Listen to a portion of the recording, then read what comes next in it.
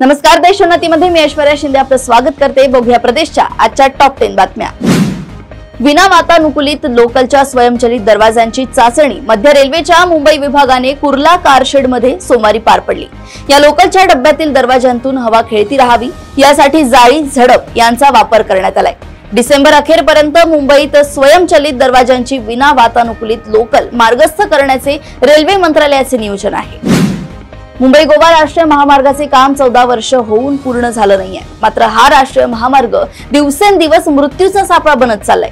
या महामार्गावर 400हून अधिक निष्पाप नागरिकांचा बळी घेतला असून 850हून अधिक निष्पाप नागरिक जायबंदी झाले आहेत। असे असतानाच आता रायगड जिल्ह्यातील वडखळ पोलीस हद्दीत एका अज्ञात वाहनाच्या धडकेत 46 वर्षीय बाई हिचा जागीच मृत्यू झाला असल्याची माहिती समोर आली आहे। मृत पावलेल्या महिलेचे नाव नलिनी प्रवीण म्हात्रे असे आहे। बुलडाणा जिल्ह्यातील शेगाव शहरात एका विवाहित महिलेला गुंगीचे औषध पाजून तिच्यावर लैंगिक अत्याचार करून तिचे नग्न अवस्थेत फोटो व व्हिडिओ काढले व ते व्हायरल करण्याच्या धमक्या देत दीर्घकाळपर्यंत वारंवार अत्याचार करण्यात आल्याची संतापजनक घटना उघडकीस आली आहे। या प्रकरणी शेगाव शहर पोलिसांनी दोघांविरुद्ध गुन्हा दाखल केलाय। सोलापूर येथील विडी घरकुल परिसरातील एका रेडीमेड कापड कारखान्याच्या मालकाने गळफास घेऊन आत्महत्या केल्याची धक्कादायक घटना सोमवारी घडली आहे। लोकेश अनिल बिरू असे 30 वर्षीय तरुण मालकाचं नाव आहे। धक्कादायक बाब म्हणजे लोकेशचा बिरू याचा साखरपुडा झाला होता, तर पुढच्या वर्षी म्हणजे फेब्रुवारी महिन्यात त्याचा विवाह होणार होता अशी माहिती नातेवाईकांनी दिली आहे। अस्मानी आणि सुलतानी अशा दोन्ही संकटांचा शेतकऱ्यांना अनुभव येतोय। पूरग्रस्त शेतकऱ्यांना शासनाने सध्या 10 किलो गहू, 10 किलो तांदूळ यासह 3 किलो तूरडाळ देण्याचे आदेश दिले आहेत। अन्नधान्य वाटपाचे काम सुरू झाले। काही भागात तूरडाळ अद्याप पोहोचली नाहीये, तर या किटमध्ये तेल, मीठ, साखर, चहा आणि स्वयंपाकाची भांडी देण्याचं आश्वासन देण्यात आलं असताना या वस्तू मात्र किटमधून गायब झाल्या। काही ठिकाणी स्वयंसेवी संस्था मदतीला धावल्या आहेत, त्यांनी काही जीवनावश्यक वस्तूंचा पुरवठा केलाय, पण सरकारकडून या वस्तू मिळणं अपेक्षित असताना शेतकरी उपेक्षित असल्याचं दिसतंय। त्यावरून आता नाराजी व्यक्त होत आहे। शिवसेनेच्या दसरा मेळाव्याच्या निमित्तानं उद्धव बाळासाहेब ठाकरे पक्ष आणि मनसेच्या युतीची घोषणा होईल। राज उद्धव एका व्यासपीठावर येतील अशा राजकीय चर्चा सुरू आहेत। शिवसेना उद्धव बाळासाहेब ठाकरे पक्षाचे खासदार संजय राऊत यांनी याबाबत सूचक विधान करत चर्चांना बळ दिले। राज आणि उद्धव हे दोन्ही ठाकरे बंधू एकत्र आलेलेच आहेत।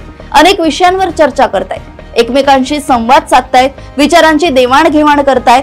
त्यांच्या दसऱ्याला वैचारिक सोन्याचं आदानप्रदान होऊ शकतं असं संजय राऊत म्हणाले आहे।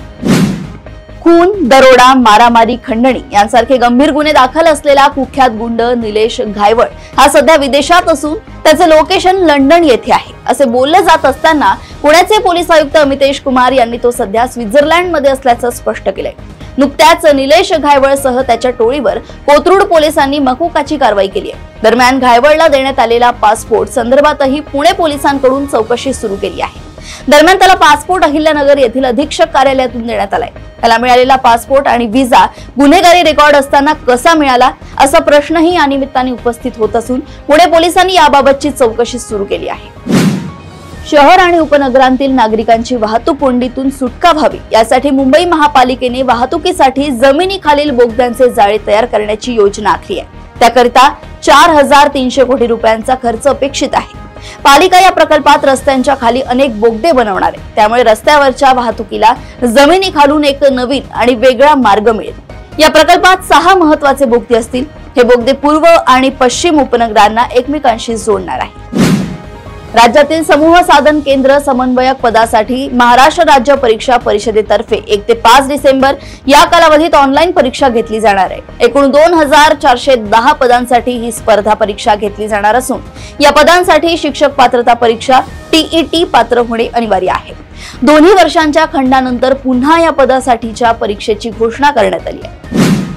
शिक्षक पात्रता परीक्षेबाबत म्हणजेच TET बाबत सर्वोच्च न्यायालयाने दिलेल्या निर्णयावर राज्य सरकारने उत्तर प्रदेश सरकारच्या धर्तीवर पुनर्विचार याचिका दाखल न केल्यास सिंधुदुर्ग जिल्ह्यातील सर्व शिक्षक संघटनांच्या वतीने 4 ऑक्टोबरला जिल्हाधिकारी कार्यालयावर मूक मोर्चा काढण्यात येणार असल्याची माहिती महाराष्ट्र राज्य सर्व शिक्षक संघटनांच्या सिंधुदुर्ग शाखेने दिली आहे। प्रदेशातील अशाच टॉप 10 बातम्या जाणून घेण्यासाठी बघत राहा देशोन्नती। आणि अजूनही तुम्ही आमच्या चॅनलला लाईक आणि सबस्क्राइब केलं नसेल तर लगेच लाईक आणि सबस्क्राइब करा आणि बघत राहा देशोन्नती। नमस्कार।